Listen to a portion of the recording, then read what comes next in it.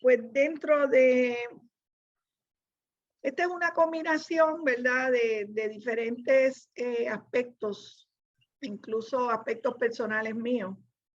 Y pues este interés en las diosas y deidades femeninas, una visión del Ser Supremo, llegó a mí hace muchos años en INESI. Y pues ya la presentación la he dado en varias ocasiones, transformándola un poco cada vez. Parte de el punto de partida es la pregunta número 1 del libro de los espíritus de Allan Kardec. De ahí es que parte. Ese es el punto de partida.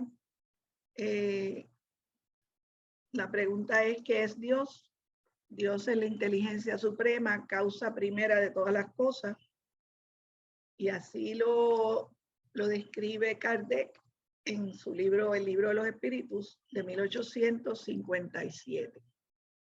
Así de aquí vamos a partir hacia un recorrido bastante visual de unas imágenes, de unos artefactos de la antropología humana, unos artefactos creados por las humanidades a través de los milenios, especialmente de deidades femeninas.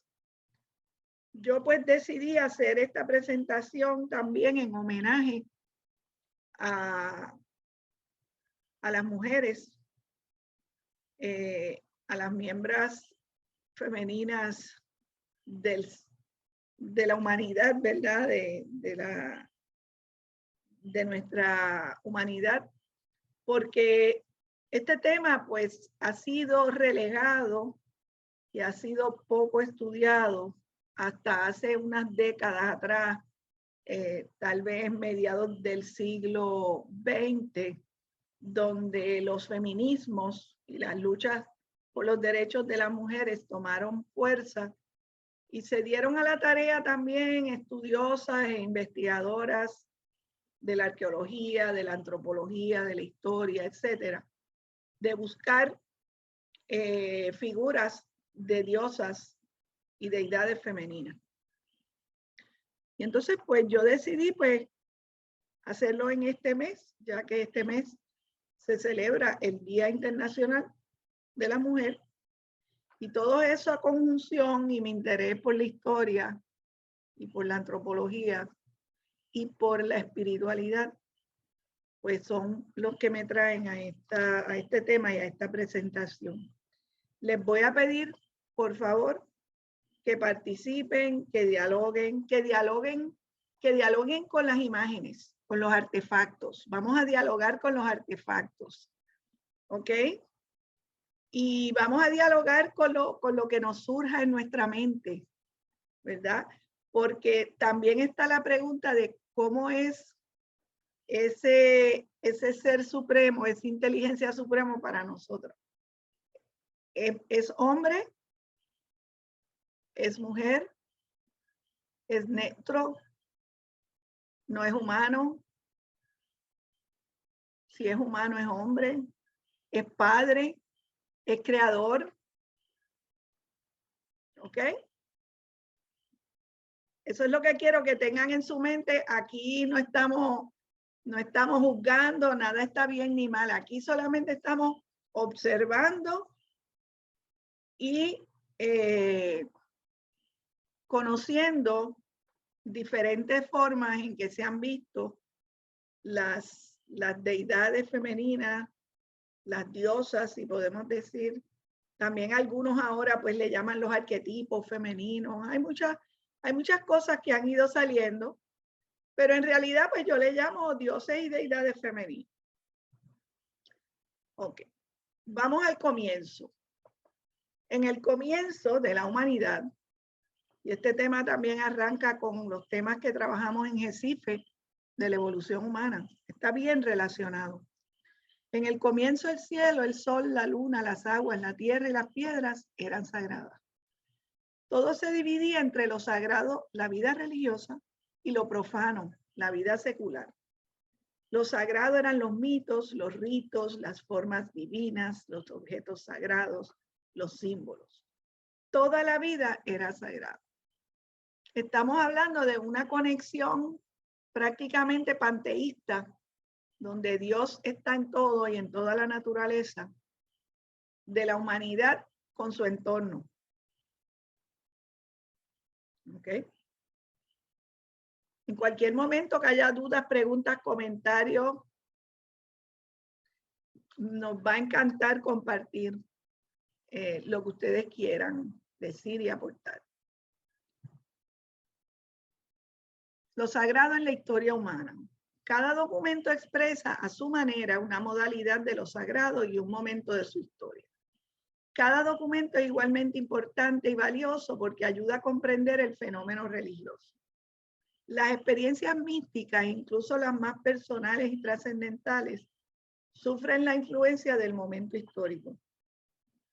Y esto lo dice un experto en historia de las religiones.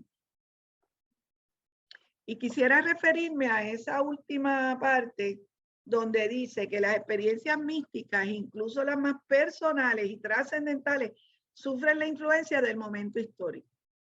Eso yo entiendo que es cierto en cualquier momento de la historia. En este momento, nuestras experiencias son producto en parte de que nosotros estamos viviendo un momento histórico en un lugar y en un tiempo. No estamos apartados de ese momento histórico y de ese trasfondo.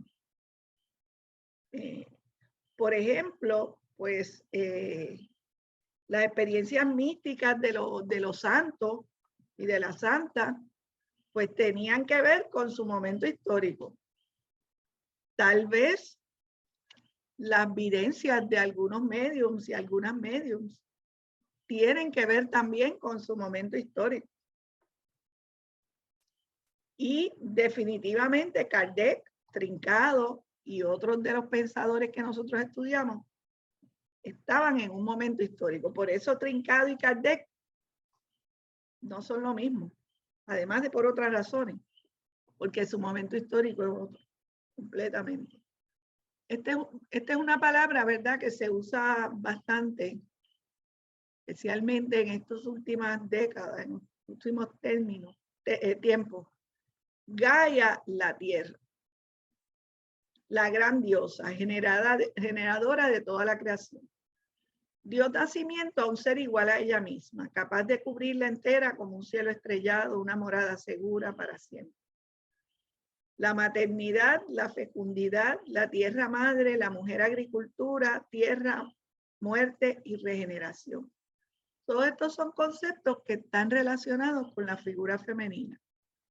También tienen que ver con la maternidad, la fecundidad, la relación tan estrecha de la mujer con la agricultura. Las mujeres con la agricultura fueron las primeras agricultoras. Las primeras que sembraron, las primeras que araron, fueron las mujeres. Así que la tierra y el principio femenino están bien unidos. Aquí está nuestra Gaia, vista desde el Apolo 17 en 1972. Hay otras fotos. Estas fotos son bien impresionantes. La Tierra vista desde el espacio. Si entramos a internet, ¿verdad? Pues hay muchas. Muy hermosa. Transformaciones en lo sagrado femenino.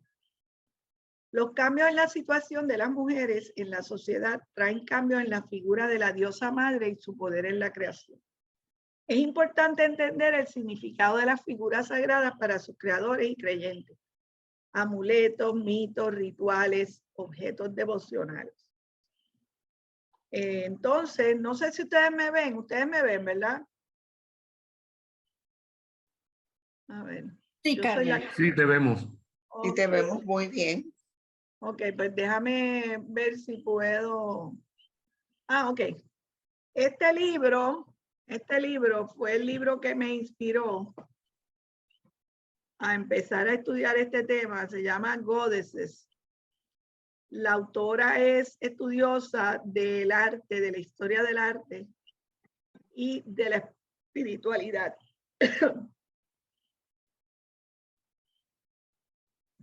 Y este libro es un libro pequeñito, pero está lleno de fotos, todo es lleno de fotos, de reproducciones, con explicaciones. Un libro bien hermoso, es pequeñito, pero a veces uno no puede subestimar el tamaño de los libros, ¿verdad, Billy?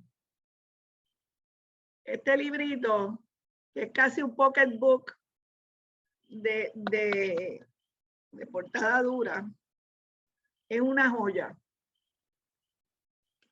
Porque tiene el tema de las diosas con muchas fotografías de los diferentes, de las diferentes estatuillas y representaciones. Ok. No quiero todavía llegar a las primeras figuras. Quisiera detenerme aquí. Quisiera comentarios, alguna reacción, ¿verdad? Porque no queremos, o sea, no queremos desvirtuar esto como que es algo que solamente estamos hablando de la importancia de las mujeres, de que las deidades femeninas fueron las únicas, ni que son las más importantes. No, no. Lo que estamos dándole es resaltando la presencia de las deidades femeninas en un mundo donde había pues deidades obviamente femeninas y masculinas y de todas, de todo. ¿Okay? Lo que pasa es que en parte estas figuras se relegaron y se dejaron y no se les dio la importancia que al resurgir el estudio de la situación de las mujeres, de la historia de las mujeres, de la aportación, de la presencia, de cuál fue el lugar de las mujeres en la historia, se ven bajo una óptica diferente. ¿Ok? Entonces, lo que vamos a ver ahora son las figuras y entonces es importante ver cómo la sociedad, el lugar de la mujer en la sociedad fue cambiando. ¿Ok? Y en unas épocas de la antigüedad, las mujeres fueron muy importantes junto a los hombres, los dos. Los dos fueron importantes, ¿verdad? Pero entonces hubo unos cambios y eso se le llama el paleolítico, la edad de piedra, donde las mujeres y los hombres lo que hacían era igualmente importante, porque esa es la clave. Esa es la clave. ¿Cómo se ve lo que hacen estos grupos, este género, este género? Pero en el momento en que lo que hace la mujer ya no produce tanto como esto otro que hace el hombre fuera de la casa, pues entonces ahí el papel de la mujer va siendo supeditado al hombre, mientras que antes no. Y entonces eso es lo que ocurre en un momento histórico de la humanidad donde lo que se hace afuera de la casa, fuera del área del hogar, es más importante y más remunerado que lo que pasa acá adentro, que es también importante, pero que no tiene tanta remuneración material. Ajá, Ivette. Que estabas mencionando que en un momento dado, tanto el hombre como la mujer hicieron un papel importante, ¿no? Sí. Y yo escribo en el chat, tanto así que dirigieron hasta batallas en algún momento. Y Sí. podemos mencionar a Juana de Arco como una de ellas, ¿no? Sí. Sí, Juana de Arco es de la Edad Media. Ella es una mujer de avanzada que rompe esquemas, pero ya en una etapa posterior. Ponte aquí en el, déjame ver, ahora te veía, ahora no te veo, Carmen. Ah, ok. Ok, sí, ahora te veo. Mira, pues, porque es que si tú me pones alguna señal, pues ya yo sé. Ok, bien, estamos ahí. Sí, Juana de Arco fue la Edad Media. O sea, la Edad Media, cuando uno pregunta figuras importantes de la Edad Media, mis estudiantes rápido escriben Juana de Arco. Porque yo les digo, hemos hablado de Juana de Arco, hemos dicho que ella tenía 14 años y que se vestía de hombre y que se ponía una armadura y que era una guerrera.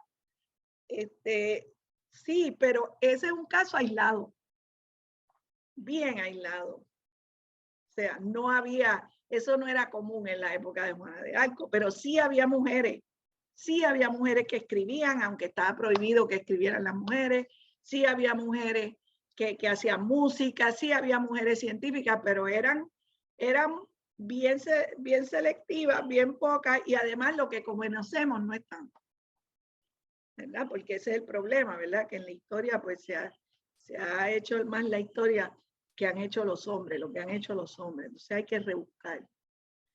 Pero en el principio, como dice, ¿no? como dice el Génesis, en el principio de cuando estábamos en la evolución humana por allá, en los años 3000 antes de Cristo, pues llegó a haber unas sociedades de matriarcado, ¿verdad? Y llegó a haber una importancia de las mujeres en todos los aspectos de la vida. ¿Por qué? Porque la importancia de la maternidad y de la agricultura eran tan grandes y esos eran aspectos, ¿verdad? Que las mujeres manejaban y en parte controlaban, obviamente, la maternidad. Y entonces, pues eso les daba una importancia en la sociedad, pero cuando eso empieza a perder tanta importancia, aunque lo sea, y la mujer pasa a ser parte de esto otro que tienen los hombres, que es las propiedades, las vacas, los becerritos, las cabras, pues entonces ahí cambia la situación de la mujer. Pero vamos a ver, ¿alguien tiene algún otro comentario? Víctor, yo te veo que tú te rascas la cabeza, lo piensas. En esa época inicial, pues si uno si uno asume que lo inicial fue la época cuando en el mundo occidental, hablando del mundo occidental, el libro de Moisés, o que se le atribuye a Moisés del Pentateuco, pues hizo la figura de la mujer como una figura que se obtenía del hombre. No sé si tú vas a hablar de eso, de la costilla del hombre como símbolo. Pues no quiero entrar en esa discusión ahora, pero si hay en esa época algún momento en que se distingue ya la mujer por separado como un ente, no dependiendo de la mujer, o si ya cuando ya Moisés escribió, ya se veía la mujer ahí como una figura dependiente del hombre. Bueno, tú estás hablando del mito de la creación en el Génesis de la Biblia. Sí, del mito de la creación. Bueno, ese es el mito de la creación del judaísmo y del cristianismo, pero hay otros pueblos, hay otras civilizaciones que tienen mitos de la creación también. Los incas, los aztecas, todas estas civilizaciones igual que el mito de la creación, ¿verdad? Que es pero en realidad estos son mitos, estas son formas de explicar cómo surgieron los humanos, ¿verdad? ¿Qué es lo que el Génesis hace? Pero eso es una interpretación. Entiendo yo que es una interpretación. Bueno, hay personas que lo ven como algo literal, ¿verdad? No sé cómo tú lo veas. Yo no lo veo como. De hecho, ayer estaba yo y envié a los miembros de INESIP en el chat y que yo no había visto que había otra interpretación de otros documentos de la llamada Génesis en el judaísmo, donde había otra primera mujer que había sido primero de la figura de Eva, en el sentido de de mujer obtenida del hombre, de una costilla, supuestamente, era parte del mito.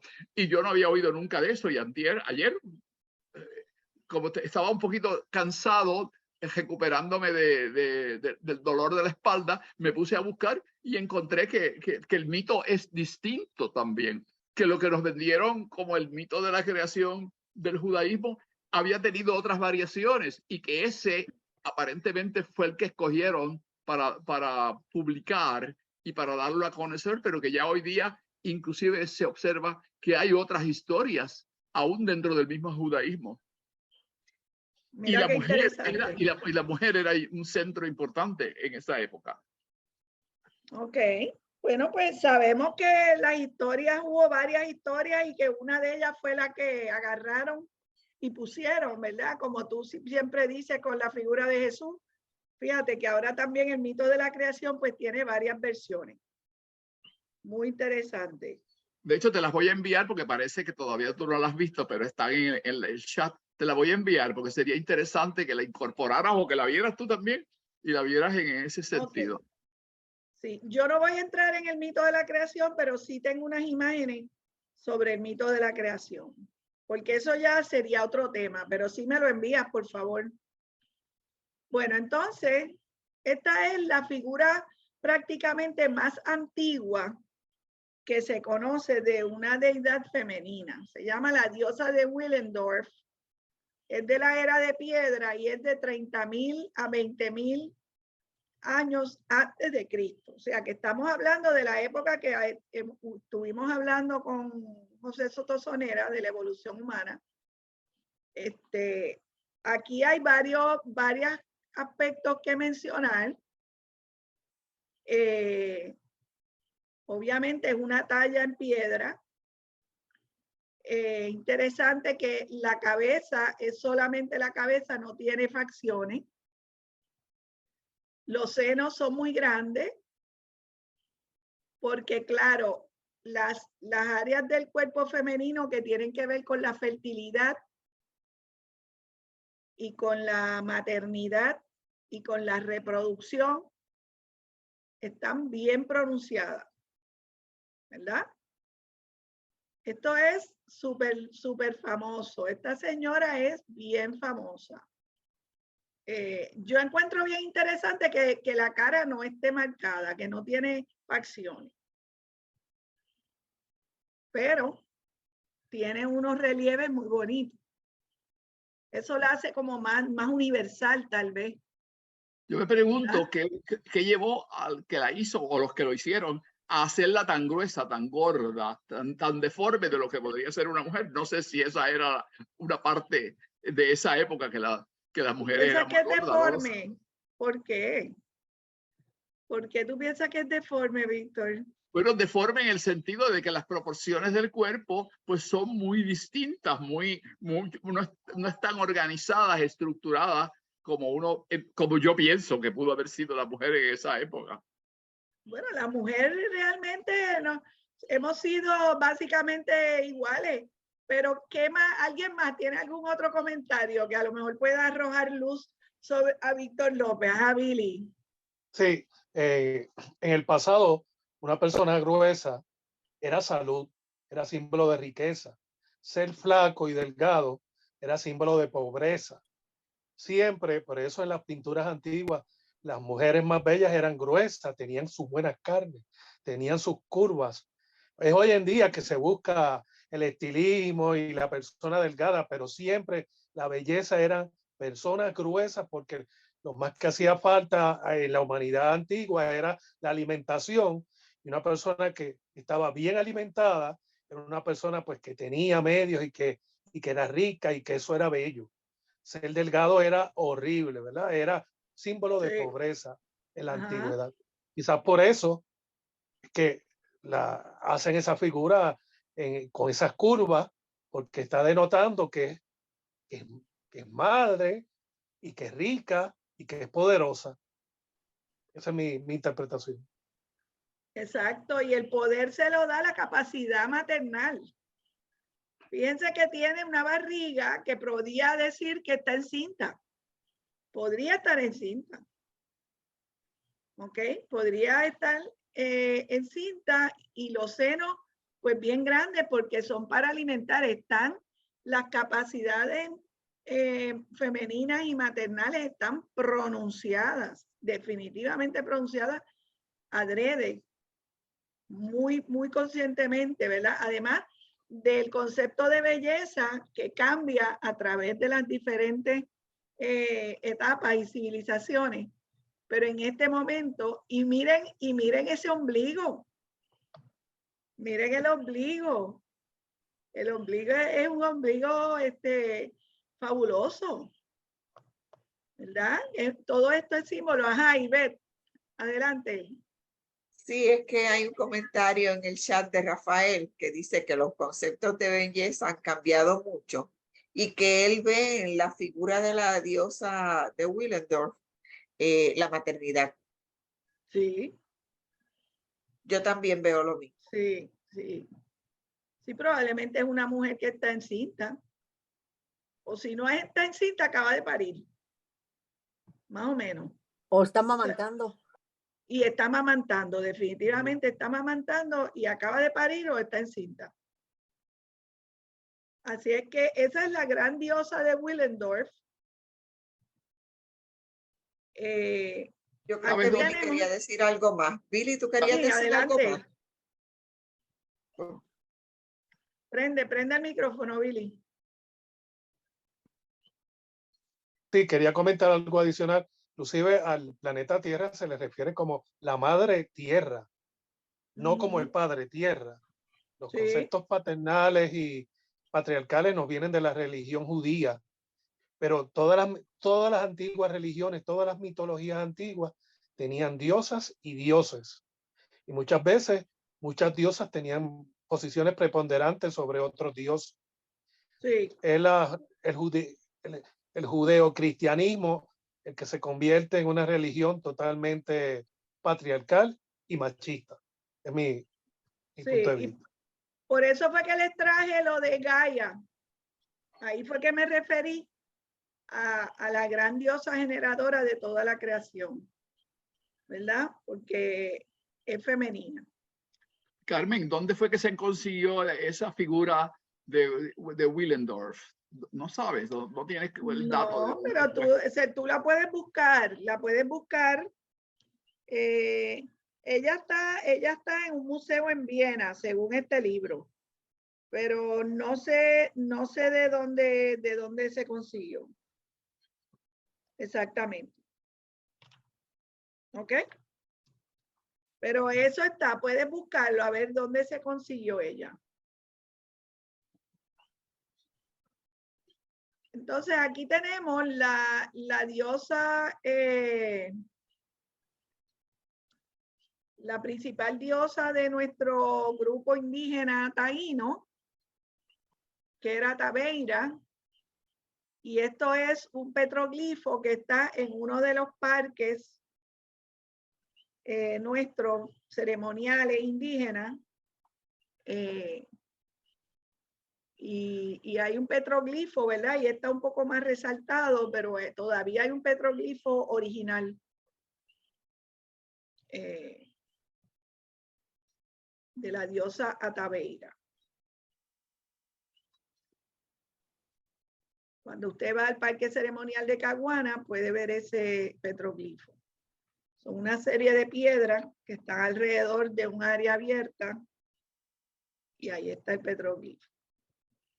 La mujer en la sociedad taína era bien importante. Había mujeres cacicas, que eran las jefes de gobierno de los diferentes pueblos o regiones de la isla. Hay personas que dicen que había un matriarcado, hay otros que dicen que no hay tanto, pero bueno, la importancia de las mujeres era grande en esta sociedad indígena nuestra, taína, y diferentes sociedades, diferentes civilizaciones alrededor del mundo estuvieron en diferentes etapas, en diferentes momentos. Ok, aquí tenemos esta otra figura que es también de la edad de piedra. Se ve bastante antigua. Es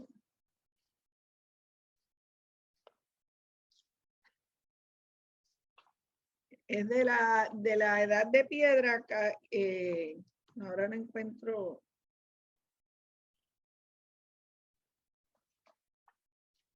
Ok, entonces, como pueden ver, pues también tiene los senos grandes. Se parece un poco a la de Willendorf. Esta tiene cara, tiene facciones un poco. Y aquí tenemos esta figura de la edad de bronce, 2500 a 2000 antes de Cristo. Ahí podemos ver también que están enfatizados los senos. Aquí tiene una cinturita, Víctor. No, eso ya lo veo, que había ya cambiado la figura, ya se habían dado cuenta de que esa era más esbelta. Bueno, pero fíjate, eso es una presión muy grande sobre las mujeres. Sí. ¿Cuáles son los conceptos de belleza, verdad? Van cambiando, van cambiando. Bueno, aquí tenemos a Cuautlicue en el Códice Azteca, siglo XV-XVI.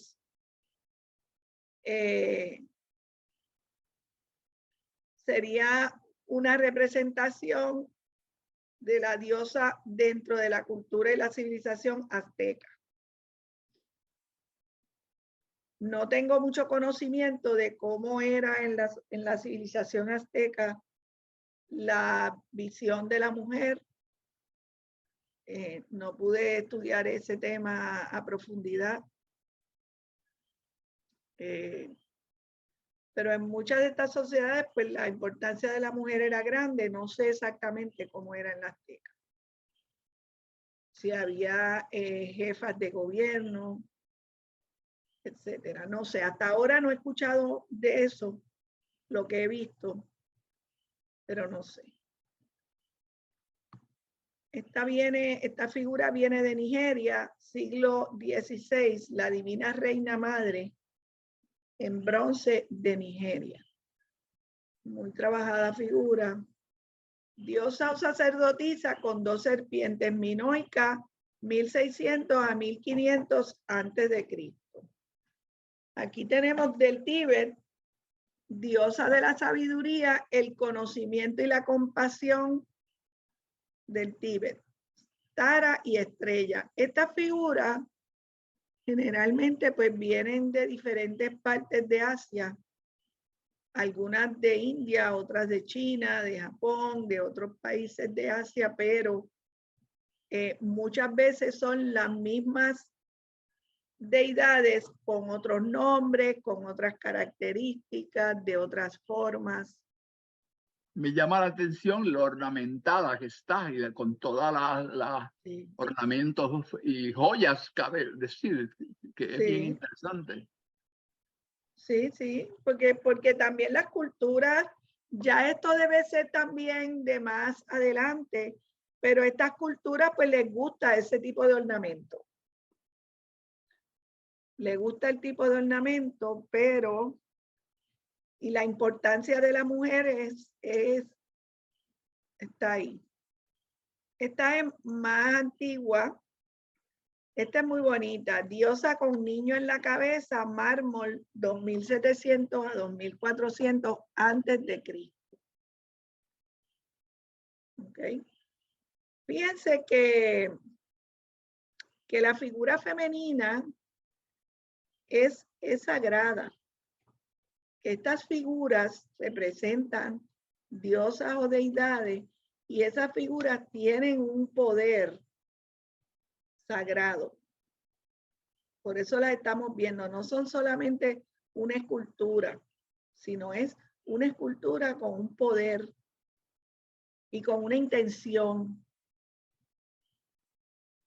Con una intención de que haya sacralidad, de que haya divinidad, de que haya poder, de que haya ayuda de que haya guía, de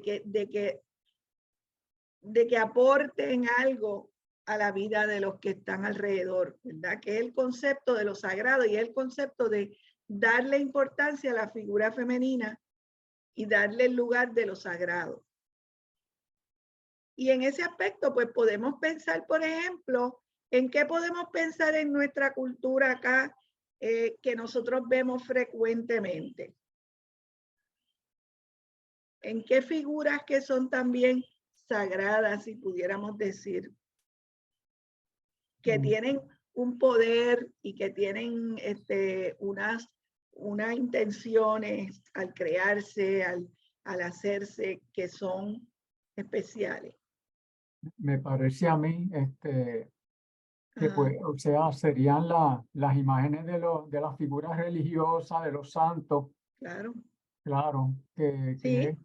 sí, que es lo que quizás da la impresión, pero yo quisiera también comentar que puede ser que estas figuras, aunque son de los antepasados, las pudiéramos asociar con las creencias de que estas civilizaciones en aquella época sí creían, o me parece que pudieron haber creído en la vida espiritual, y que estas imágenes sean pues como vínculos o maneras de ellos comunicarse con con esos otros seres de otros, ¿verdad? Otros espíritus. O sea que Sí, eso es otra interpretación, ¿verdad? Que se le puede dar a estas imágenes, que pudieran tener quizás lo que decimos como un poder mágico, ujú, exacto, que los ayuda en su día a día, en que se logren pues eh, una, que se logren conseguir los medios de supervivencia, de alimentación, etcétera, ¿verdad?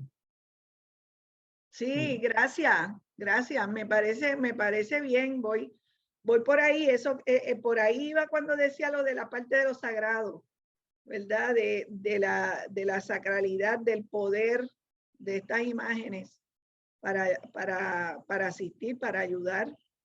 Y entonces, por ejemplo, pues cuando vemos la figura de la Virgen María, qué más que eso? La Virgen María tiene muchos nombres, muchos colores, muchas vestimentas. Es una cosa increíble las diferencias de la Virgen María. Unas veces tiene el niño, otras veces no tiene el niño, unas veces lo tiene de una manera, otro lo tiene de otro. Es bien, por ejemplo, esta figura a mí me acuerda un poco a la Virgen María, pero es completamente diferente. El niño está trepado en la cabeza. ¿Sabes? El niño está en la cabeza. Pero es la importancia de la figura religiosa y probablemente, pues, ¿dónde estarían estas estatuillas originalmente? ¿Dónde pensaríamos que estarían? ¿Qué ustedes creen? ¿Qué tú crees, Nicolás? Yo pienso que estarían Sí. en los hogares, en las casas de las personas, porque son ¿verdad? Aquellos de los cuales ellos se van a apoyar para tener ¿verdad?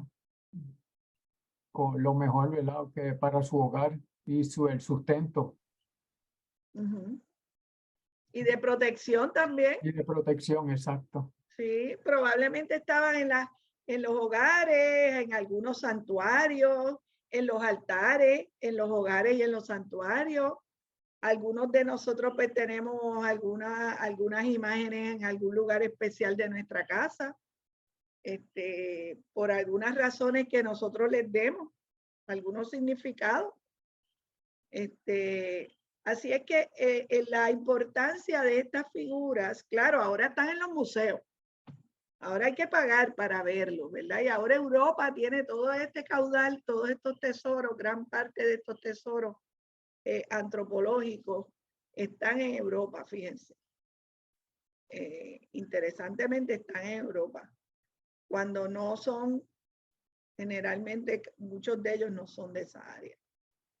pero sí, es lindo como que imaginarse dónde estarían en esas épocas. Y probablemente estaban en cavernas o en hogares bien rústicos en esta época, ¿verdad? Y esto era una talla bien compleja de mármol, que es una piedra muy, muy fuerte, muy dura. Así que... Carmen, ajá. yo creo que Julio tiene algo que decir porque escribió algunos mensajes en el chat. Julio, Claro. ¿tú quieres decir algo? Y después Mayra. Sí, sí, buenas noches. Nada, que lo que yo había dicho es que siempre ha habido personas gordas y personas flacas que se han perpetuado en el arte, que no tienen necesariamente que ver con el concepto de belleza. De hecho, Botero pinta y esculpe esto gordas y no es el concepto de belleza de ahora. Tendrá otros Sí. motivos, no necesariamente ¿cómo se llama? La parte esta, de estética. Son otros factores. Tiene que ver... hay mucho simbolismo en eso, no necesariamente es eso, es lo que quería decir. Sí, nada, que a mí me llama la atención que independientemente de la época o donde pudieran estar ubicadas, simbolizan lo mismo, ese símbolo de protección y de acogida. O sea, a través de todas las épocas, eso es lo que, como que el enfoque central. Ajá, Fernando, y si quieres, Agnes, no sé si te quería decir algo. ¿Agnes o yo? Sí, Fernando, adelante. Ok, puedo hacer un comentario. Sí. Es normal, las religiones pues antiguas, no sé si la de hace 30.000 años, pero básicamente las que se sabe que son antiguas, siempre tenían a la mujer como la creación de vida, porque el hombre no crea vida, es la mujer. Y por ese mismo, por esa misma idea es que se tenía que la naturaleza y el planeta Tierra, al crear la vida, era mujer. Por eso siempre se hablaba de Gaia y la diosa de mujer. Pero de igual forma, también en muchas religiones, igual que en la hindúa, en la India, mejor dicho, la diosa de la destrucción era mujer. Pero no se puede hablar de destrucción como algo malo, sino que como un evento para renacer, para hacer cambios, había que acabar con lo que había antes y comenzar algo nuevo. En ese sentido, esa era la diosa de destrucción porque era hacer cambio, no era negativo. Sí, sí, eso es cierto. Yo creo que yo lo mencioné por aquí en algún punto. Creo que mencioné eso. Tierra, muerte, regeneración. Sí. Y también estaban las diosas de la guerra. Agnes, ¿tú querías decir algo? Ok, entonces aquí tenemos a Kali, creación y destrucción de la India. Aquí tenemos lo que acaba de mencionar Fernando. Sí, porque estas no son diosas unidimensionales. Ok, las diosas son de mucho, del amor, del amor, de la guerra, de la victoria, de la destrucción, de la sanación, de todas las manifestaciones de la vida, de todas las dimensiones. Aquí tenemos a Nefertiti, la diosa reina de Egipto en piedra, siglo XIV antes de Cristo. Este ya es un estilo que sigue la orientación de los egipcios. Esta es algo sumamente hermoso. La victoria alada de Samotracia, Grecia, mármol y piedra caliza, siglo X antes de Cristo.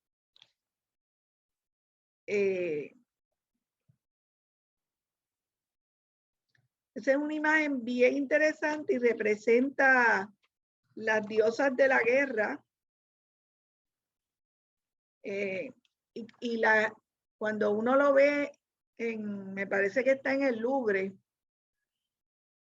está en el centro de una escalera, bien impresionante. Es una combinación de mujer y ángel, o de mujer alada. Y hay todo un mito con relación a esta figura. La Victoria alada de Samotracia. Esta es Atenea, la diosa de la sabiduría y la guerra. Ay, se me fue. Más adelante en Grecia, pues las mujeres tienen una importancia en parte en la sociedad, en algunos aspectos, y en otros, pues, no tanto, pero en términos de las diosas, la importancia de las diosas está ahí. Aquí vamos a la creación de Adán, de Michelangelo, del 1510. Y ahí está el tema que Víctor trajo ahorita, que tú mencionabas a Moisés, Víctor. Este está basado en el mito de la creación de la Biblia. Muchos de ustedes lo habrán visto. Está en el techo. Y aquí tenemos la creación de Eva. Fíjense que entonces ¿qué ustedes creen? Entre esto y esto, la visión de Eva, que es también una diosa en parte y es una deidad femenina, pero ¿qué pasa ahí? ¿Cuál es la posición del cuerpo?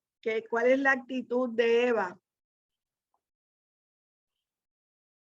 en esta pintura de Michelangelo? Que estas son pinturas que han creado un imaginario. Según yo interpreto, Carmen, o sea, esta obra de Miguel Ángel sigue lo que plantea el Génesis. Si vemos a la izquierda está Adán dormido. Y entonces ahí bien puede ser que como el mito del Génesis dice que de la costilla de Adán sale Eva, pues quizás Miguel Ángel lo interpreta de esa manera. Y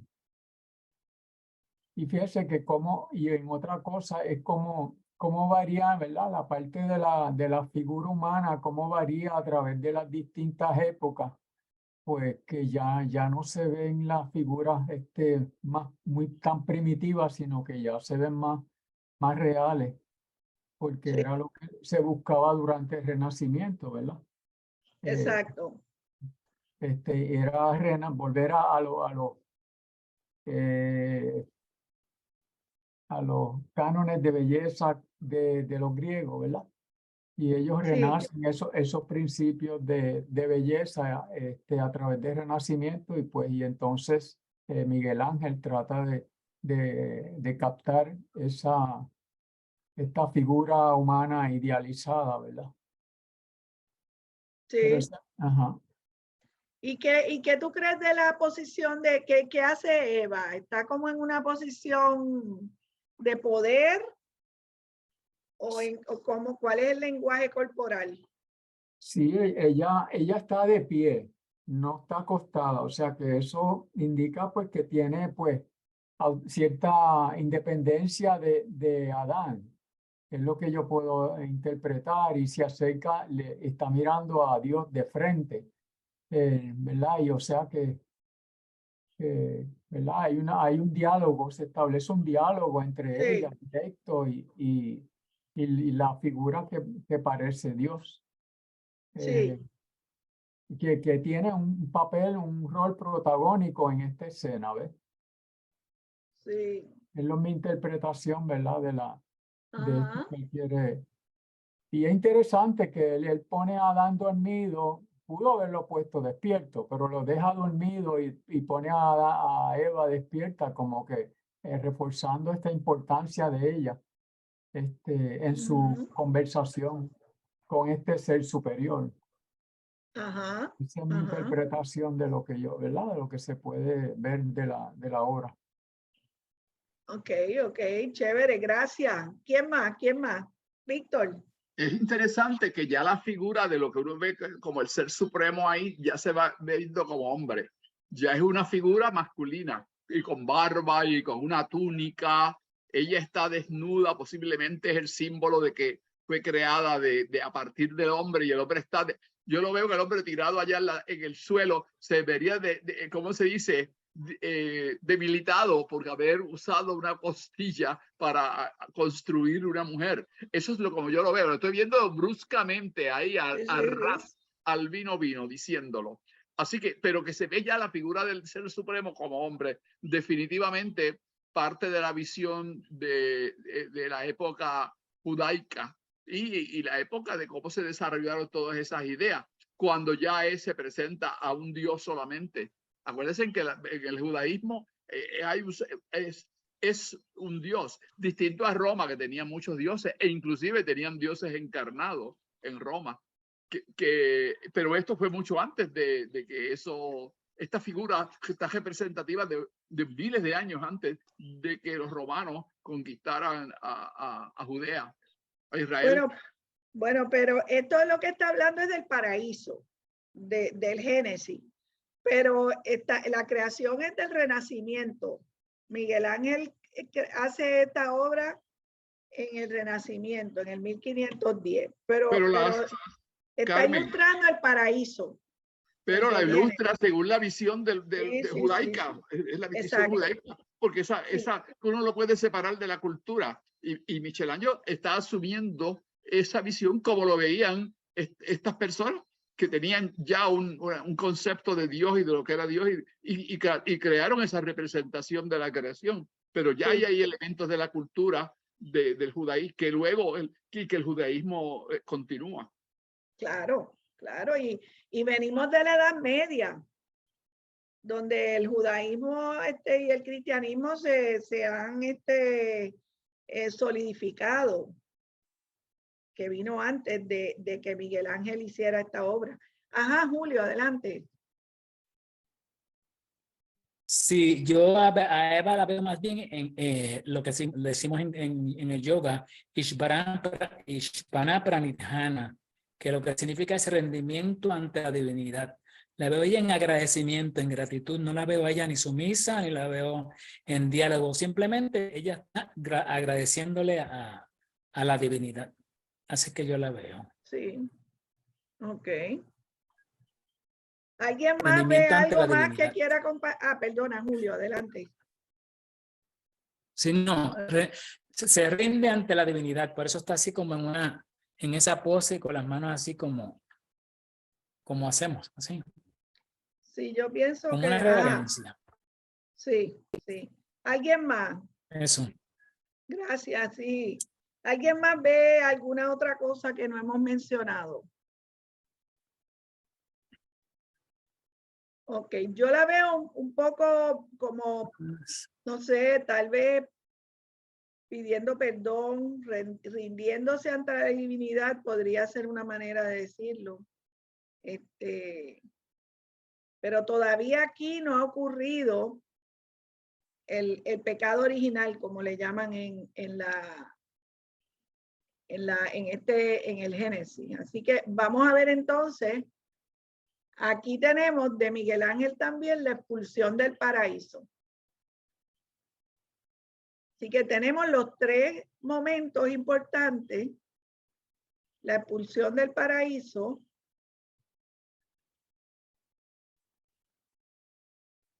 ¿ok?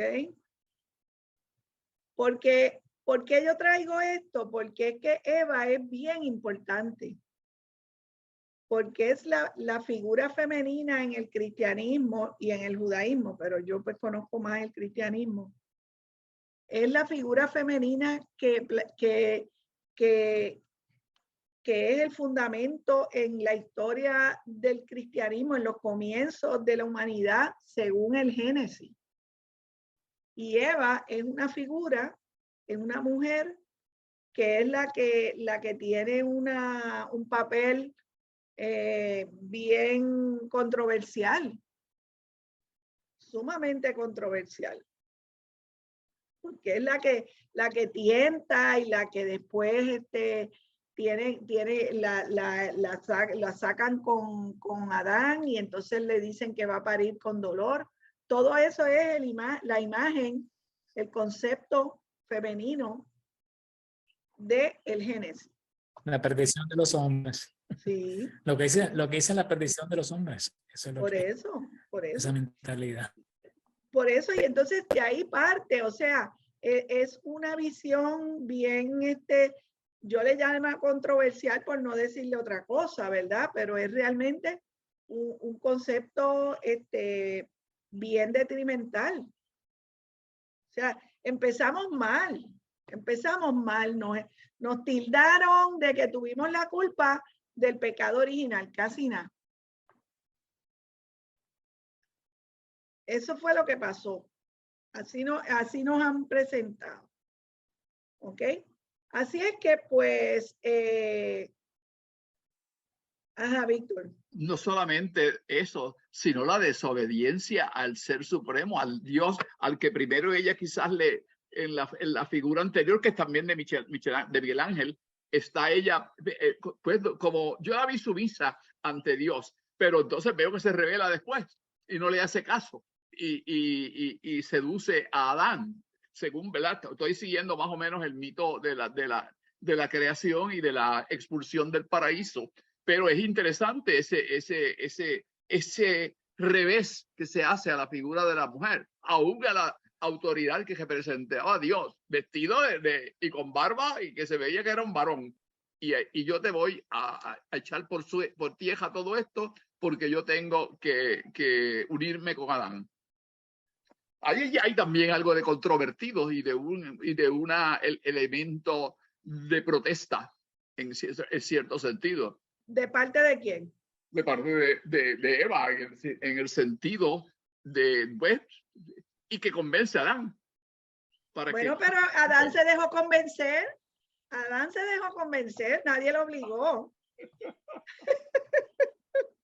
No, pero para mí lo que más me llamó la atención es el hecho de que ella desobedece. Y desobedece a una persona que en la figura anterior del mismo Miguel Ángel se veía grande, mucho más grande, más poderoso, con Dios y hecho hombre. Yo creo que Eva mira patas arriba toda la imagen que se daba ahí. Ok, interesante. Quería añadir brevemente que fíjate en esa imagen que vemos ahí, en el arte antiguo, la posición de la figura refleja jerarquía. Fíjense que en esta, pues, el de mayor tamaño es Dios, que luego le sigue Eva y luego sigue Adán, ¿verdad? Y entonces, fíjense cómo en esta, pues, Eva adquiere más importancia que Adán, y así lo representa Miguel Ángel, la jerarquía por tamaño y por la posición en la obra. Y en la siguiente, Carmen, vemos cómo es a la inversa. Fíjate que Eva ya tiene un tamaño menor, por lo tanto, pierde jerarquía, pierde importancia y pone a Adán mucho más grande a la derecha. Eso le quita jerarquía, le quita y esa es la manera que, como, ¿verdad? Artísticamente se representaba antes la jerarquía. Se utilizaba mucho el tamaño de la figura y la importancia.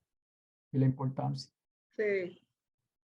No, y ella está como en una posición de vergüenza, avergonzada y de resguardo. ¿Alguien más? Julio quería decir algo, ¿verdad? Sí, fue que cuando estaban hablando sobre quién tuvo culpa, quién no tuvo culpa, si fue el hombre o fue la mujer, que me acordé de un romance de la Cava y Rodrigo, que decía esto, fue el último rey visigótico, y decían, él supuestamente la violó en el río, y entonces hay un romance que dice, digan los hombres la Cava y las mujeres Rodrigo, en cuanto a la culpa se refiere. Ujú. Dice, ella dice que hubo fuerza el que gusto consentido.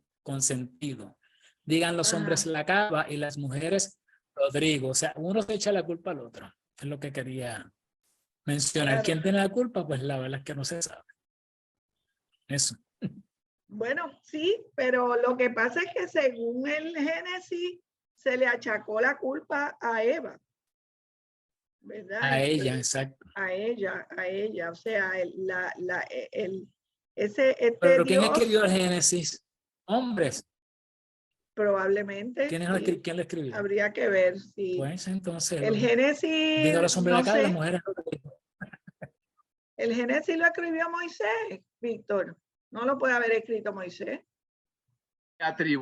Se le atribuye, pero una cosa es que se le atribuya y otra cosa es que sea realidad. Puede haber sido Por eso. pero también Moisés era de una época y en esa época pues también se tenían unas ideas, no se tenían las ideas que hoy se tienen en términos de lo que es la espiritualidad. Él también respondió a una época. Sí, pero estas historias que venían en historia oral de un sitio a otro en unos idiomas, o sea que el origen de todo esto siempre no está muy claro. Bueno, te dije que ayer, mientras yo estaba recuperándome del dolor en la espalda y el cuello, yo encontré otra versión de esa creación. O sea que no podemos ver que necesariamente esta sea la versión que fue la versión que predominó, pero había otra versión donde había otra mujer. Y yo no sé si tú aquí, aunque hay una secuencia, podría verse una secuencia, si es posible que Miguel Ángel representara esto, pero en otra versión de esa creación había otra mujer antes, pero que fue que que Adán la rechazó y le pidió a Dios, al Ser Supremo, que le construyera otra mujer. Y entonces ahí es que viene la historia de la costilla. O sea que aquí, y esto yo estoy preocupado, no preocupado, ¿verdad? Me llamó la atención porque eso lo leí ayer y te la voy a enviar, Carmen, y quizás se la voy a enviar a la gente, a los que están aquí presentes, para que vean otra versión de que habían realmente dos mujeres. Y una que fue abandonada y que entonces Adán cogió a Eva después. Por eso es que la hace. Yo lo que diría es que podemos partir de la historia que fue la que se representó a través de los siglos sobre esta mitología. Y puede haber otros, incluso otras de la época que se representaron de otra manera y puede haber otras versiones. ¿Ok? Pero yo escogí esta de Miguel Ángel, que es un artista muy reconocido del Renacimiento. ¿Ok? Porque pues hay que entender que uno escoge una información y que no puede tener acceso a todo. Pero claro que probablemente sí hay otras versiones, probablemente sí hubo otras formas de ilustrar todo esto, pero claro, estas versiones de Miguel Ángel fueron aceptadas y son reconocidas como importantes. Así es que por eso las traje, para hablar de esta versión que es la más conocida. Si hay otras, pues segundo, no que esa fue la versión que escogió también la iglesia. Y cuando tú entras a la Capilla Sixtina, está todo ese techo cubierto de figuras. Así que esa es la versión que la Iglesia Católica promovió como una versión del mito de la creación. Y que posiblemente esa es la que conoce la humanidad. Y esta fue la que yo conocí hasta anoche, hasta ayer, que no había, que vi otra segunda versión. Ok, bien. Lo que pasa la es que conoce el mundo occidental, perdón, pero no la India y China y Japón tienen otras versiones. Sí, por eso.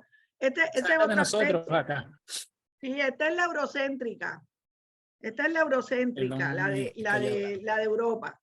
Pero en otros lugares hay otras versiones y hay otros mitos de la creación. Igual en México, entre los incas, los aztecas, los mayas, todos tienen mitologías diferentes.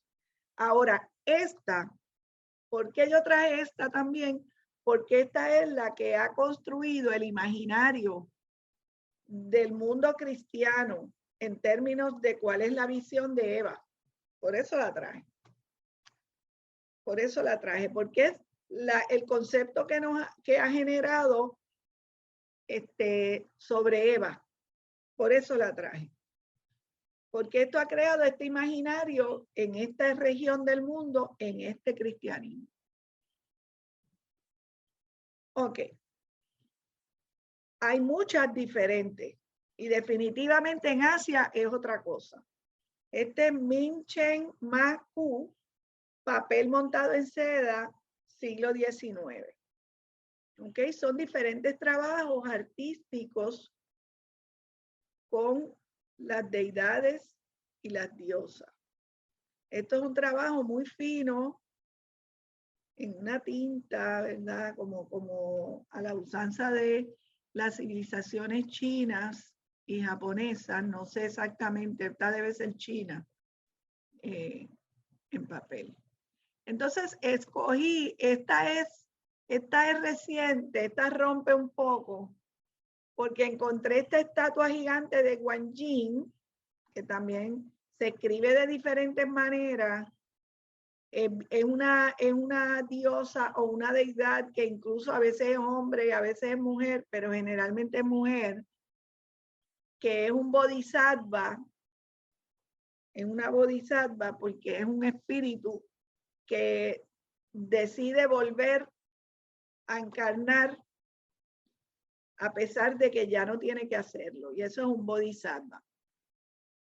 En las culturas, en las civilizaciones asiáticas, en el budismo, en el taoísmo. Y esta es una estatua que hay en Cantón, China. Me pareció bonita, interesante, se ve que es bien grande. Hay muchas figuras de esta deidad, Guanyin o Guanyin también. Es una figura de mucha devoción en muchas culturas y que también es conocida en general a personas que les gustan las filosofías orientales. Guanyin también se escribe Guanyin. Vamos a ver, les traje una... Esta que está aquí. Ok, ajá, sí, preséntala. Este es Guanyin. Déjame ver. No sé si la ven ahí clara. Ay, no la veo. Ah, tú la tienes. Ah, qué linda. En la mano. Sí, Tiene sí, una por mano eso. removible y supuestamente si uno le quita mientras tanto no tiene la mano, pero si uno le pide un deseo y se lo cumple, entonces le pone la manito de vuelta, que esta que está aquí, que es Qué removible. lindo. ¿En qué material es, Julio? Esto es en porcelana. Ok. Ay, nunca había visto En esa. porcelana. Sí. Me la regaló mi tía que murió hace tiempo. Sí. Es blanca con el pelito negro. Es blanca, pero es negro, sí, un tocado negro, pero tiene colores, tiene una loto aquí, casi en el corazón, y Sí, las hay manos así, muchas. esto como... Hay muchas figuras. Sí, hay unas así larguitas, hay unas sentadas. Yo tengo varias. A mí me encanta Guanyin. Tuve que poner a Guanyin porque ella es de mi favorita. Así que parece que Julio también. Bueno, y me pareció interesante esta plaza inmensa en Cantón, China, con esta figura de Guanyin. Entonces, pues les traje unas preguntas para que comentemos un poco que son importantes para determinar la importancia de las deidades. ¿Quién crea la vida? Vamos a leerlas todas y después las podemos discutir un poco. ¿Quién trae el mal al mundo? Y ahí ustedes saben de quién estamos hablando. O no sé si saben. ¿Quién media entre los humanos y los dioses? ¿Quién habla con los dioses? ¿Cuál es la diferencia entre espiritualidad y religión? Estas preguntas son importantes para hacérnoslas cuando estamos mirando las deidades o las diosas o los dioses y las deidades que estamos viendo. En términos, mira, esto puede ser en términos de género, puede ser en términos étnicos, culturales, raciales. ¿Ok? Estas preguntas se aplican a cualquier tipo de intersección, porque las intersecciones son lo que crean la importancia que pueden tener las deidades. ¿Quién crea la vida? Ok. ¿Por qué esa pregunta es importante para la importancia de una deidad? Ajá, Ivette. Sí, es que Rafael tiene una pregunta. Ajá. Y pregunta, ¿no? Que desde qué perspectiva se debe contestar. Desde la que ustedes quieran, desde la que ustedes tengan. Y claro, mirando esto como lo hemos estado viendo, ¿verdad? Pero estamos en una perspectiva, ¿verdad? En una visión un poco crítica, un poco analítica. Y entonces vamos a ver quién crea la vida en esta deidad o en otra. Vamos a ver. Que para Joaquín Trincado, ¿quién crea la vida? Para ver cuál es la importancia de la mujer y del hombre. ¿Alguien puede contestarme eso? Bueno, en los libros de Trincado, Trincado exalta mucho a la mujer y le da un papel importante, claro. Entiende que es una unión entre el hombre y la mujer el que trae la vida. Pero definitivamente, para mí, cuando yo leo a Trincado, para mí Trincado exalta a la mujer. Y claro, como reconoce que el espíritu no tiene un sexo y que se encarna tanto en hombre como en mujer, no es un atributo del cuerpo, es un atributo del espíritu que puede crear vida, en unas veces ayudándola como siendo hombre y en otras como siendo mujer, pero que es la mujer la encargada de formar ese feto y desarrollarlo. Y Trincado a lo largo de toda la obra le da mucha importancia al papel del espíritu cuando encarna en la mujer. Por lo menos ahí. No conozco bien en Kardec, que es la otra gran figura en el espiritismo. Sí, no sé si hay alguna otra persona aquí que haya leído esa parte o que conozca esa parte, pero definitivamente para mí Trincado le da el papel de importancia a la mujer como ente gestor de la vida. Ok.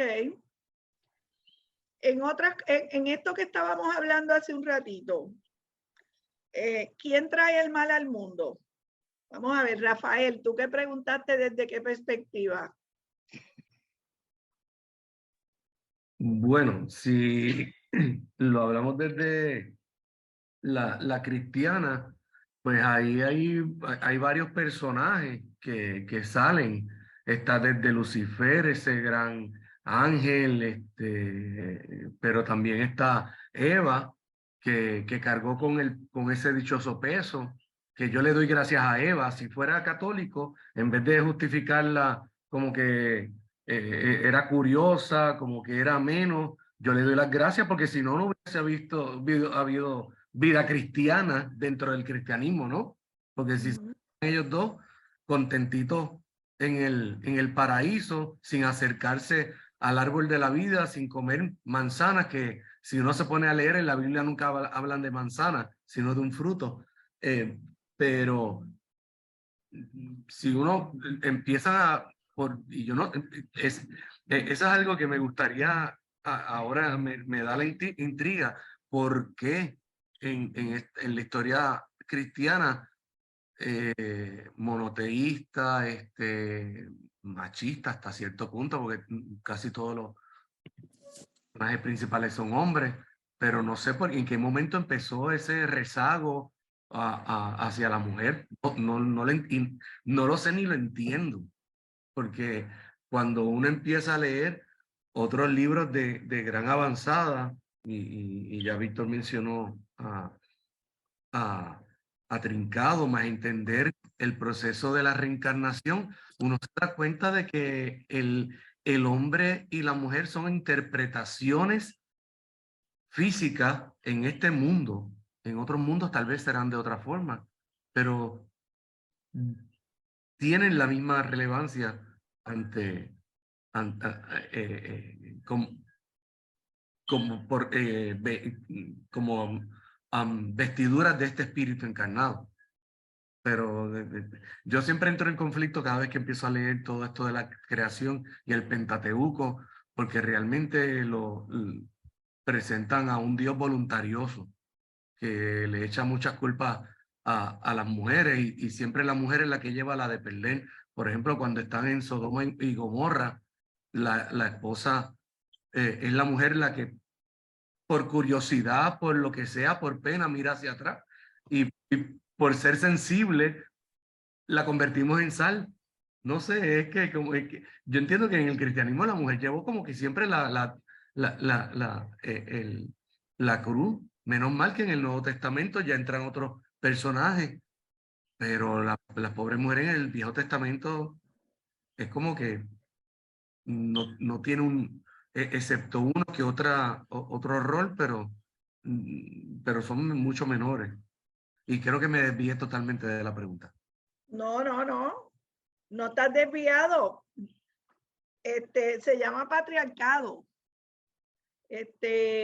Nosotros, pues idealmente, claro, somos hombres y mujeres y en espíritu y todo eso, pero lo que pasa es que eso es acá, en este mundo del espíritu, pero en el mundo humano ha habido algo que se ha llamado el patriarcado, ha habido algo que se ha llamado el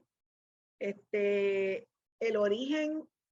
Hay un libro, ¿verdad?, que escribió Federico Engels, que se llama El origen de la familia, la propiedad privada y el Estado.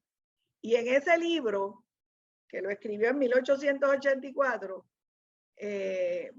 después de Kardec morir, pero ya estas ideas estaban ya desde antes, desde Kardec, y por eso Kardec también es tan adelantado y tan avanzado en su visión de la situación de la mujer y de los hombres, de las mujeres y los hombres.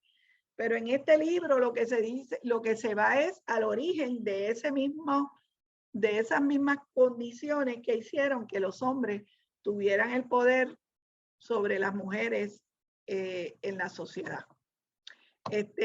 Pero nada, Juan Maldonado, adelante, hola. Buenas noches, sí, a todos y todas. No, quería hacer un comentario porque esa pregunta de que quién trae el mal al mundo, me parece que nosotros desde nuestra perspectiva, ¿verdad? Pues lo que conocemos inicialmente es la relación o la versión que pueden dar las religiones que son judio-cristianas. Pero quería señalar brevemente que inclusive antes del surgimiento del cristianismo, otras religiones, y lo que me vino a la mente fue el mito de Pandora. Pandora es la mujer que, como dicen, abre la caja de Pandora y entonces le habían dicho no abras esa caja y ella lo abre y entonces lo que resulta es que se escapan una serie de cosas que son fatales para el mundo. Así que en una religión, no estoy seguro si el mito se originó en la época de los griegos o fue posterior con los romanos, pero no hace mucha diferencia. Los romanos imitaron muchas cosas de los griegos también. Los dioses eran los mismos con otros nombres. Así que nada, quería señalar eso, que sí, que históricamente el cristianismo pues coge la mayor cantidad del agua porque es lo que nosotros conocemos, ¿verdad? Inicialmente, pero ya hay religiones anteriores que le echaban la culpa de todos los males. Tú eres la causante de las penas mías, como decía la canción que se tocaba en Navidad, ¿no? Ahí está. Sí, gracias. Sí, el mito de Pandora es de los griegos. Y había mitos diferentes, y había unos mitos que tenían una visión de la mujer y el mito de Pandora tenía otro. Así que los griegos tenían un poco de todo. Pero, ajá, tenemos a Víctor y después a Gloria. Quería decirles que hay una nueva versión del Génesis y se llama el Génesis liberado. El Génesis liberado es una revisión crítica de muchas de las cosas que se escriben específicamente en el Génesis, en el mito de la creación, y que es el que el cristianismo adopta como un elemento que le dan un valor importante, aunque saben, y la iglesia dice que es un mito y reconoce que es un mito, pero aún así en el imaginario de la gente, pues muchas personas piensan que eso fue así. Pero que hay una nueva versión, se llama el Génesis liberado, y que distintas personas critican distintas partes, analizan distintas partes, y que uno puede ver otras interpretaciones en relación a los mismos textos que se dieron. Está traducida directamente, la versión que usan está traducida del hebreo también directamente para esta edición. Así que yo tengo una copia y hay otras copias ya caminando por aquí por Puerto Rico. Si algunos las consiguen en México, está interesante porque es de una editorial española y se le llaman Clásicos Liberados, con unas nuevas interpretaciones a la luz del análisis crítico de las obras, puestas en su contexto histórico y para uno poderlas analizar. Y le envié también en el correo electrónico a ustedes, no en el correo electrónico, a través de WhatsApp, la versión otra del mito de la creación, que aparentemente había otra versión en la época, y la Iglesia Católica le dio más prioridad o le dio mayor fuerza a la que nos presenta de Eva como la malvada. Ok. Gracias. Ajá, Gloria, adelante. Buenas noches. Bueno, yo lo veo del punto de vista que también en la época de cuando empieza de las primeras fotos que tú enseñaste de la prehistoria, que se le daba más importancia a la mujer, y según va pasando la historia, va evolucionando, va perdiendo su importancia dentro de cada cultura, y también porque también a la vez que está lo religioso va entrando lo político. Ahí vienen los gobernantes, y en las primeras fotos que de los artistas, las primeras pinturas, vemos que pintan al hombre medio débil, medio amanerado, qué sé yo, muy frágil, y la mujer más fuerte. Y al ir surgiendo el crecimiento de la persona, ¿no? Evolucionando el hombre y la mujer, pues no podían tener un hombre bobolón de imagen, porque la mujer estaba entonces dominando al hombre, y ahí empieza el machismo. Yo lo veo desde ese punto, viendo en la forma que va las pinturas, cómo se van desarrollando en los diferentes escenarios, tanto en los egipcios, en los egipcios no tanto, más bien en los romanos, los griegos, que son los que cambian toda esta imagen sagrada, porque los egipcios, las religiones orientales, hay mucho simbolismo de importancia en muchos detalles dentro de lo que es la naturaleza, la mujer, el hombre, los animales, pero cuando vienen los griegos es que cambia todo. Cuando va evolucionando, yo lo veo desde ese punto de vista. Y cuando surge los gobiernos de los reyes, que ya ahí pues quieren tener un poderío, y ya la mujer pues la hacen la sumisa, la que tiene que solamente estar en la casa. Le quitan el poder que desde un principio se le dio, porque no, los varones no van a permitir que la mujer lo domine. Si analizamos los cuadros de cómo va evolucionando, como uno de los compañeros ahorita dijo, que a Eva ya la estaban pintando más chiquita que a Adán. Ya vemos aquí, ya entra lo social dentro de la cultura de cada región, país, de la civilización. Sí. Y el dominio, ya aquí entonces entra el dominio cristiano, que fue bien absurdo. Sí, sí. Humillante porque maltrataba a la mujer. Yo lo veo desde ese punto de vista, de que ya cuando entran el rol político y la religión, pues ahí todo se cambia a conveniencia del poder. Sí. Sí, Todo. Gracias, Gloria. Ahí tú Bien. estás trayendo un planteamiento bien importante y es el arte refleja la sociedad y la sociedad se refleja en el arte. ¿Verdad? Hay un círculo vicioso ahí de que por eso fue que yo les traje estas imágenes para ver cómo socialmente, cuál era la mirada social en estas imágenes. ¿Verdad? Al principio, en una cultura y en unos tiempos, la desnudez es aceptada y se ve, en otras no. Definitivamente, durante la Edad Media, pues la desnudez no era aceptada. Entre los griegos, la desnudez era de los hombres, no de las mujeres. Todo eso está ahí presente. Pero volviendo a la importancia de las deidades, tenemos otra pregunta importante, ¿verdad? Y es, ¿quién habla con los dioses? Porque ese es un lugar importante.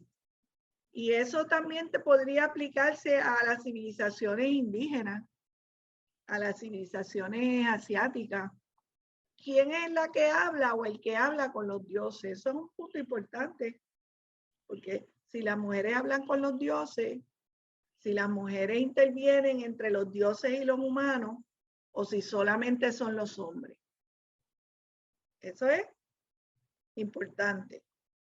Además de quién trae el mal al mundo, que ya lo hemos hablado bastante. Entonces, la última pregunta, ¿verdad? Que les tiro para desarrollarla en otro momento más adelante es, ¿cuál sería la diferencia entre espiritualidad y religión? Y este es un tema que estoy desarrollando para en algún momento traerlo más ampliamente. Porque estas figuras de deidades no necesariamente responden a unas religiones establecidas, sino que responden a una espiritualidad. En una medida, a lo mejor, el mito de la creación de Miguel Ángel, pues está vinculado a la religión católica, cristiana y católica.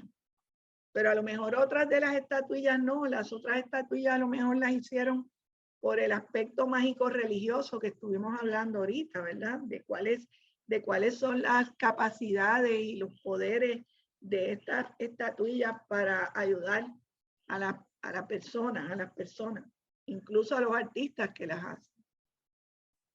Así que estas preguntas son preguntas clave para hacernos cuando queremos ver cuál es la importancia de esta diosa o de esta deidad o de este dios, o cuál es la importancia que le da este escritor a esta forma de este concepto de Dios. Porque entonces volvemos al concepto de Dios que tenemos nosotros y que ha tenido la humanidad. Así que la relación con las figuras de las diosas, la figura femenina como fuente de fertilidad, la vimos en las primeras estatuillas. La relación con la luna, la naturaleza, nacimiento, muerte y regeneración, el ciclo de vida, que está presente en las diosas y en las deidades. La diosa o la deidad como creadora, la mujer como creadora de vida, la mujer como destructora de la creación, la mujer como guerrera, que los griegos en eso fueron bien interesantes. Las dualidades, esto es bien interesante, las dualidades dentro del concepto de Dios y del concepto de las deidades. La noche, el día, el nacimiento, la muerte, la luz, la oscuridad. La mente tribal reconcilia los opuestos en una unidad. Y ahí estamos hablando de los primeros seres humanos que tenían esa capacidad de síntesis e integración que nosotros a veces no tenemos. Que vemos las cosas o así o así. Claro, que venimos de una historia de la razón y de todas estas etapas que ha habido en el desarrollo del pensamiento y no podemos entender que algo puede ser noche y día, nacimiento y muerte, que puede haber una reconciliación de los diferentes polos, como el yin y el yang, que son parte, ¿verdad? Que yo diríamos que esa es como la mejor integración, que la sexualidad es sagrada. Y eso lo vimos en las primeras figuras. En las primeras figurillas que vimos que la sexualidad femenina era sagrada porque estaba vinculada a la reproducción y a la maternidad. El ciclo de la naturaleza no se detiene. Y la madre de la tribu es el primer ancestro. Ahí tenemos la relación de las figuras con las diosas. En Puerto Rico, para una reflexión de Puerto Rico, la población indígena de las Antillas había emigrado de diversos lugares de América. Era una cultura agrícola y ceramista. Hasta este momento estamos hablando de cuando llegan los europeos a Puerto Rico, que estamos hablando del siglo XV. Porque en todo el mundo, en todo nuestro planeta, no estaban todo el mundo al mismo nivel de desarrollo. Los europeos estaban en la edad de bronce y de acero y de metal. Y acá en América estábamos en otras etapas. Vivían en clanes y cacicazgos. O sea, la vida era muy diferente en América. Estamos hablando de Puerto Rico, pero se puede decir que en toda América. No había propiedad privada individual de bienes. Las tareas eran comunitarias. Siembra, caza y pesca. La mujer estaba ligada a la tierra y a los procesos reproductivos. La herencia era matrilineal. La madre del dios principal tiene 5 nombres, símbolo de poder en la jerarquía. Tabey, madre de Yocajú. Y esto fue en el siglo XV en Puerto Rico y probablemente en gran parte de la América. Aunque habría que ver las diferencias entre los diferentes grupos indígenas. Así que hitos en la historia que traen cambios, se crea la escritura, comienza la historia, surge el Estado, y estos cambios muchas veces son los que traen eso que estuvimos hablando de restarle importancia a las mujeres. La importancia de los sacerdotes y los escribas, los primeros que aprenden a leer probablemente y a escribir fueron hombres.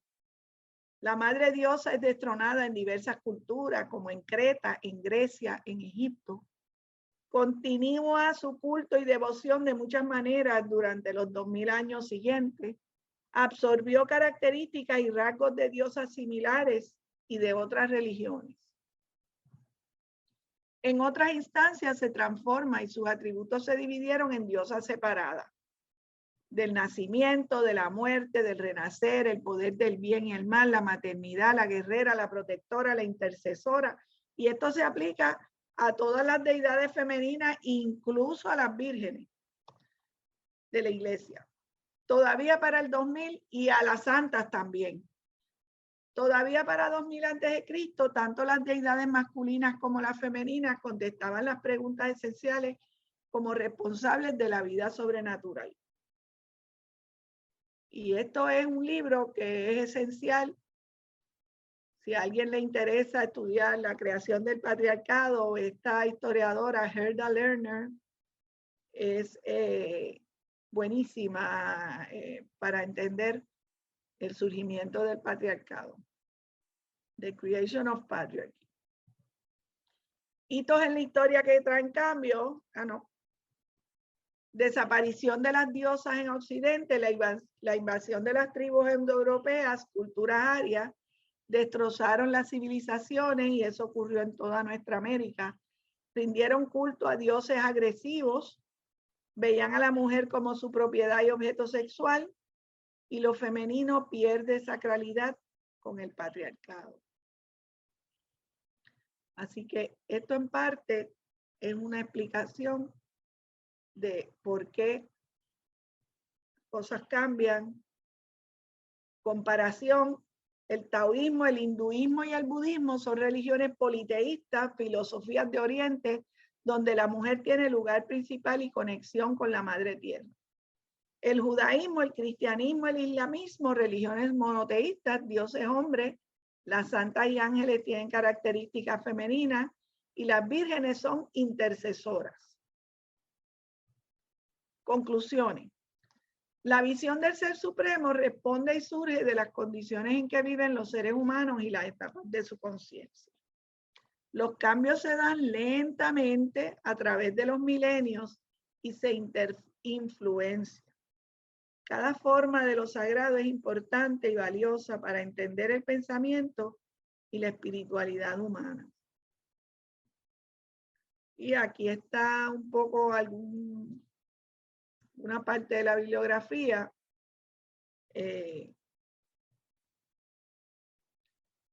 Y pues nada, quería terminar podemos terminar aquí con Guanyin en China. ¿Alguna pregunta, comentario? Adelante. Fernando tiene algunas notas en el chat. Sí, claro que sí. Bueno, déjame poner para que me escuchen mejor. Sí. Julia. Sí, lo que está, ¿me escuchan? Sí, adelante. Sí, lo que escribí era que básicamente se han hecho estudios recientes de investigaciones sobre la sociedad indígena, los taínos, en Puerto Rico y el Caribe, y lo que se estaba encontrando era que la sociedad seguía lo mismo que nosotras sociedades indias de las Américas, en el cual es matrilineal, que la herencia es por la parte de la mamá, pero que no había como tal caciques mujeres, sino que si se moría el cacique hombre, en lo que encontraban el sobrino y hacían toda la tradición y eso, pues sí, ellas tenían el poder, era como una nobleza, y entonces ellas tenían el poder, pero hasta que en la posesión heredaba a un hombre.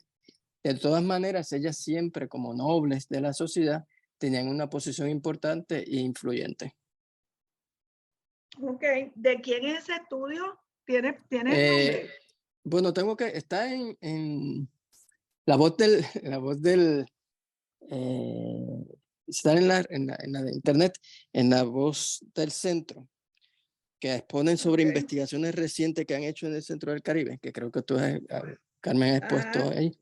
Pues en las radios han comentado esas investigaciones que se han hecho. Sí, en estos temas hay debate, ¿sabes? Hay uno, Galil Suez del Vadillo dice que sí, que había, que la línea de herencia era matrilineal y que había un matriarcado y que había cacicas, entonces otros dicen que no, a veces hay diferentes versiones de diferentes investigaciones, pero sí, gracias. Yo he visto parte de ese debate. Sí, y hay debate. Y probablemente va a haberlo porque es difícil encontrar la evidencia contundente, ¿verdad? Después de tanto tiempo. Igual en otros lugares de América también hay mucho debate sobre la posición de la mujer en la sociedad y en la política. Pero sí, es un punto interesante, Fernando. ¿Quién más? ¿Alguien más que quiera decir algo? Yo estaba pensando en cuáles serán las concepciones que tendremos las humanidades que nos suplanten a nosotros y que se desarrollen en la posteridad, y cómo serán las visiones. Pues yo conozco, sé que tendrá un papel importante las ideas de científicas en parte, porque todas estas visiones están relacionadas con los desarrollos y los adelantos sociales y la misma visión de la espiritualidad que se tenga.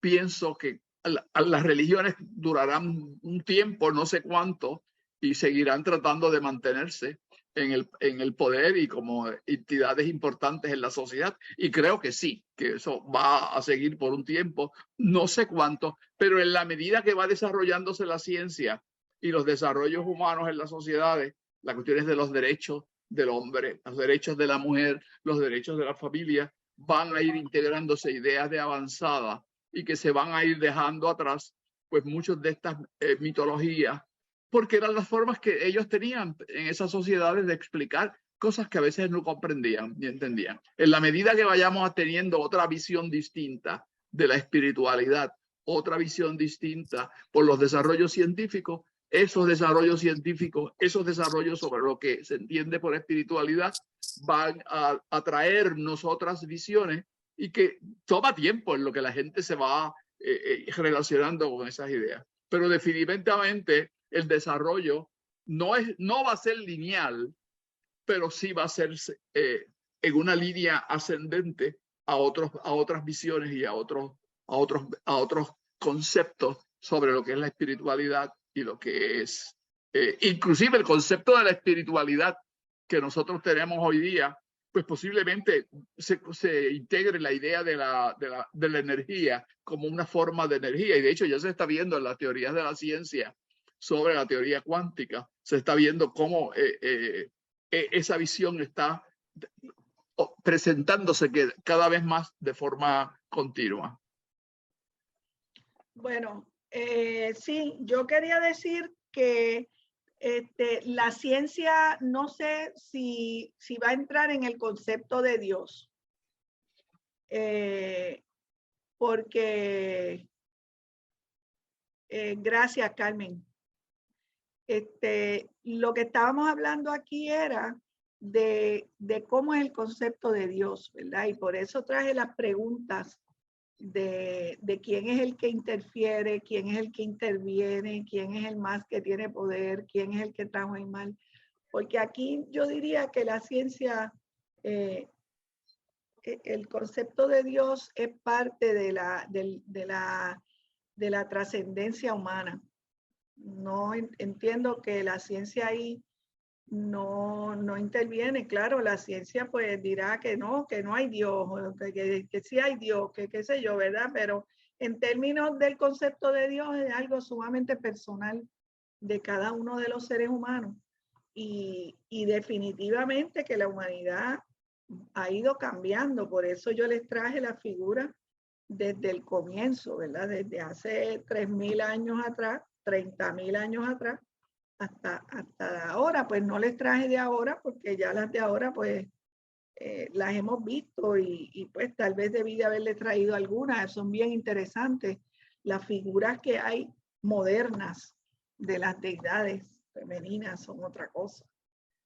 Ahora pienso que tal vez le voy a añadir algunas de esas imágenes modernas. Lo que pasa es que me quedé como que en la antigüedad.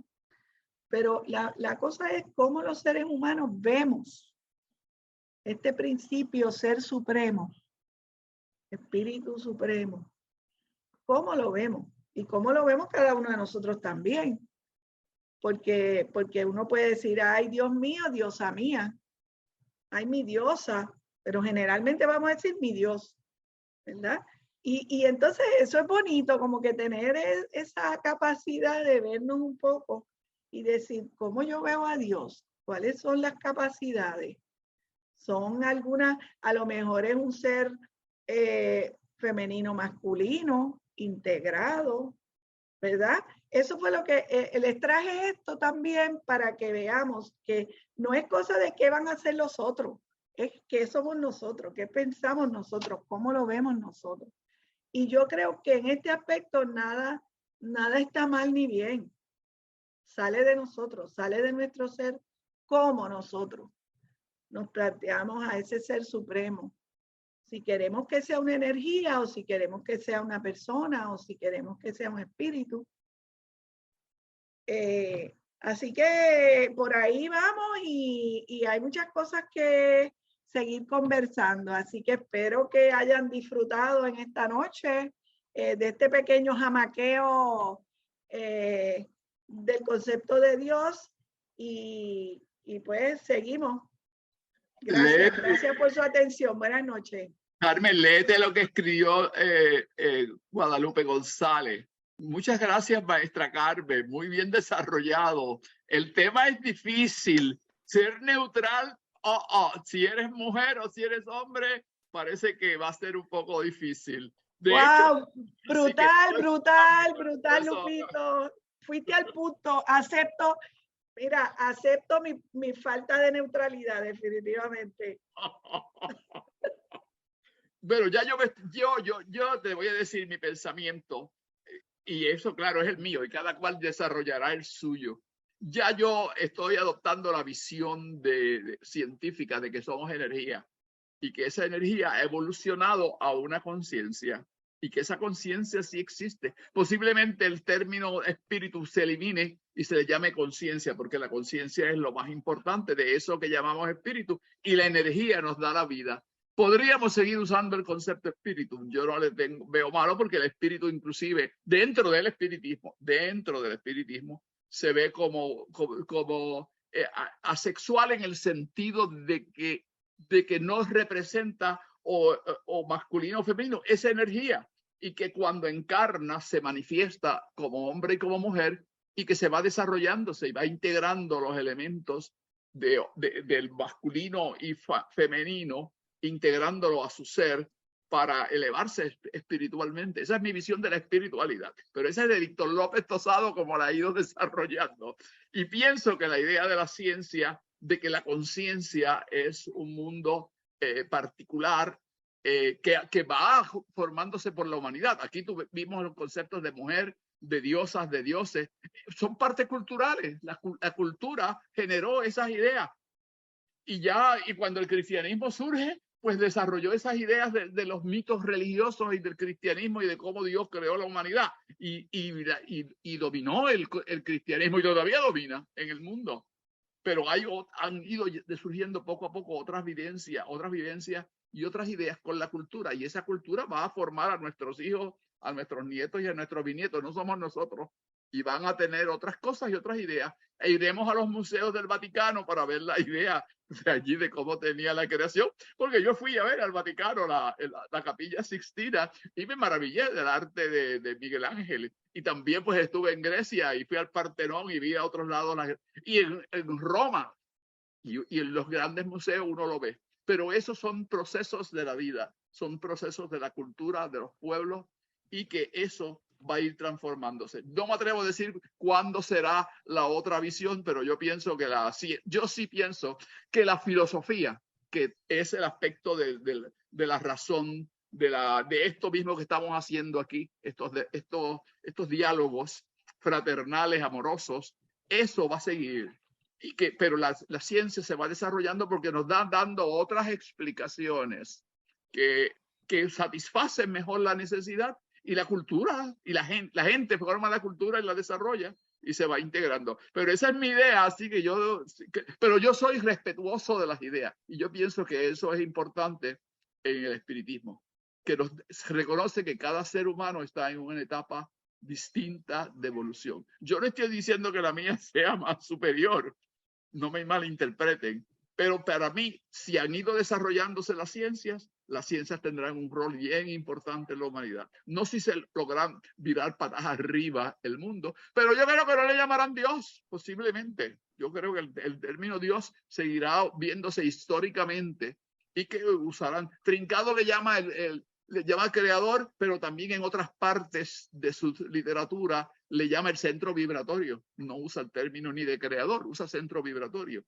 que vibra. Y eso está bien afín con él, que era un hombre de la electricidad, de la energía eléctrica y del magnetismo. Pues usa centro vibratorio. Ese es un nombre neutral, no es ni hombre ni es mujer. Que Dios se ve, para tú identificar el Dios tienes que usar Dios, que es masculino, y mujer pues deidad. El centro vibratorio, estoy aquí para los que no conocen a Trincado, pues uno de los pensadores espiritistas, fundador de la MQ, Él usa centro vibratorio. No es un nombre ni femenino ni masculino, porque aunque la palabra centro y vibratorio puede tender a algo masculino, así que podríamos decir que ahí se le zafó algo atrincado en ese sentido por el término de centro vibratorio. Pero para mí... Víctor, son las 10.